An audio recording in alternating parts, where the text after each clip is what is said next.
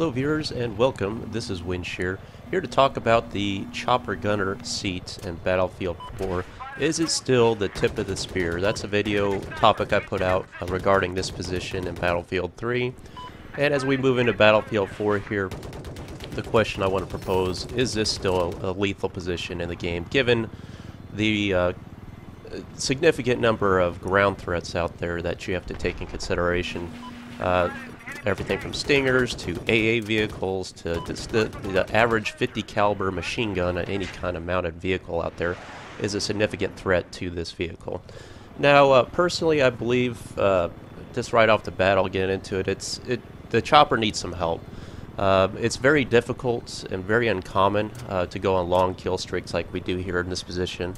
On an average match, it's just, you get in this thing, and whether it's a jet, like I said, a ground 50 caliber machine gun, 10 guys with Stingers, you name it, scout helicopter, the other attack helicopter, there's just too many threats out here, and the helicopter so many times just gets overwhelmed by all those threats, and you just simply can't evade it.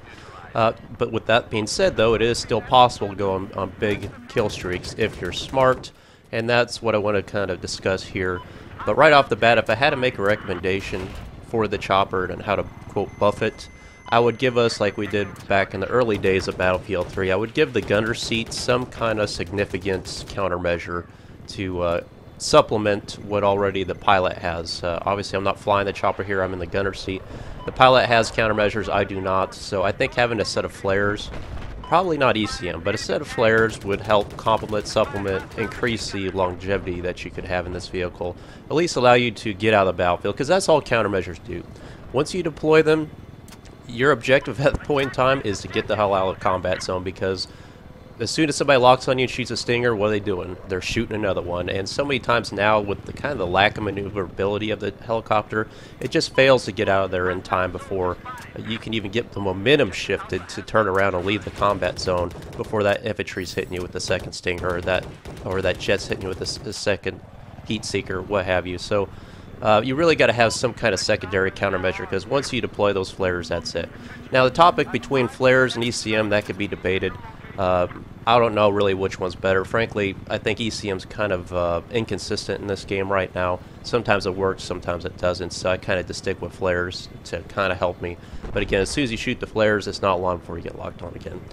But where I want to talk about in this footage is the chopper in general, this position in general, your thought processes, your mindset, how you're going to employ this vehicle on the battlefield. Now, I'm working with a good friend of mine, Run Into My Knife.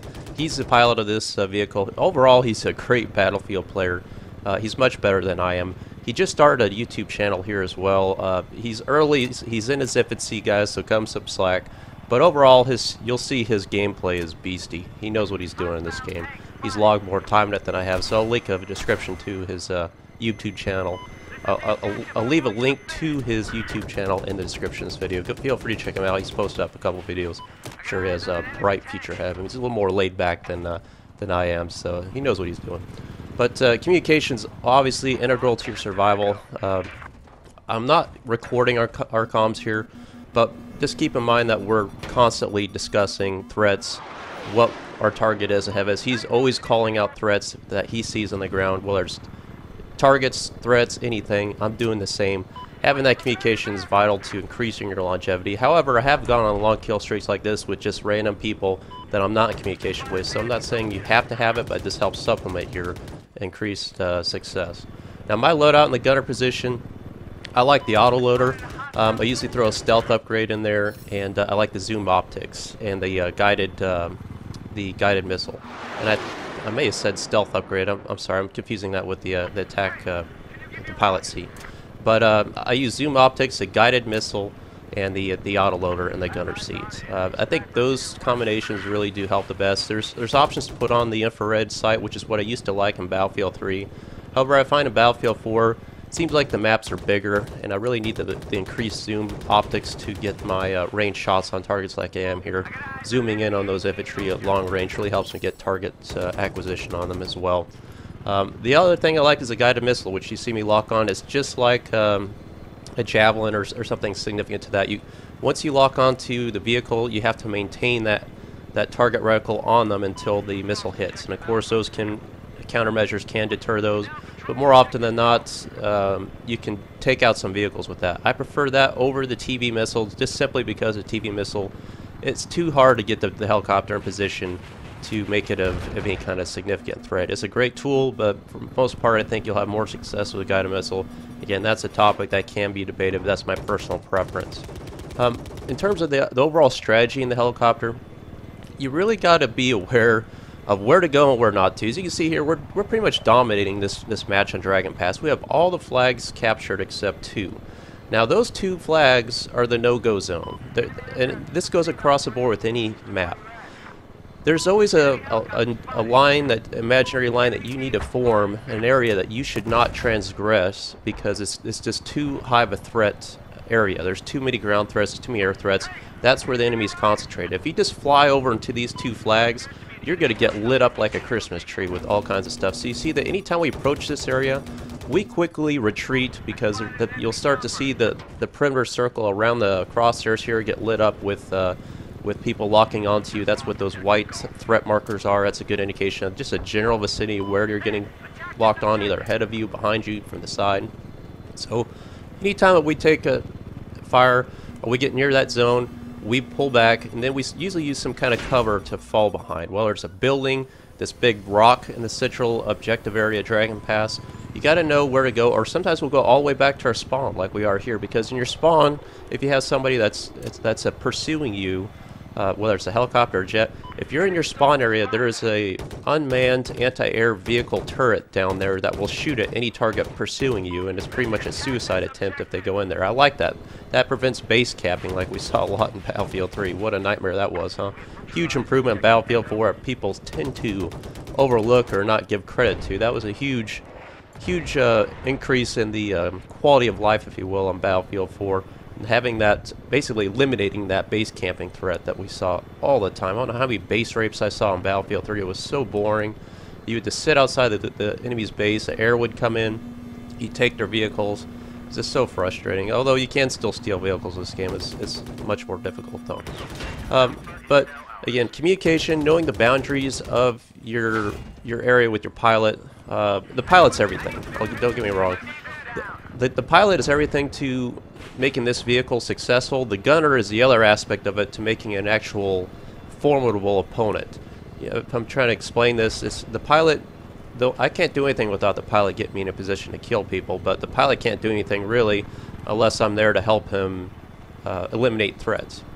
So the gunner seat always gets more points than the chopper pilot for the most part. It's very rare to ever see a 2-man crew where the gunner is not really the one getting all the kills. And you have to have a pilot that's willing to kind of sacrifice for that. Knife's always a cool guy. He's just there to help me out, help improve the game, and he's willing to sacrifice the role of not getting the more kills in exchange for the greater good of the team. Those are the kind of players, the mindsets that you have to have in Battlefield 4. I certainly can fly in the pilot seat. I used to more on PC. I don't really on PS4. I'm not that good on it anymore.